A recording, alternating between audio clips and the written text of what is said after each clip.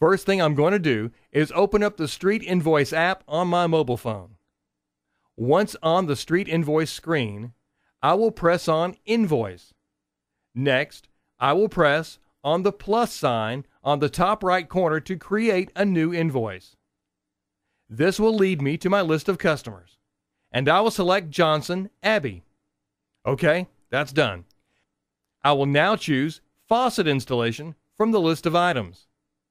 I will enter in the number 2 for quantity, and I've already saved the price of $170 per faucet installation. Street Invoice automatically calculates the total price. I do not need to invoice them for any other jobs, so I'll simply press on Done. I will tick off the Send Invoice option to send it off on the spot. I'm going to tick off the check on the top right corner to send it off by email. I am now going to press Save and Send. And I just sent my first invoice. Now that was quick and really easy. For more information, go to streetinvoice.com.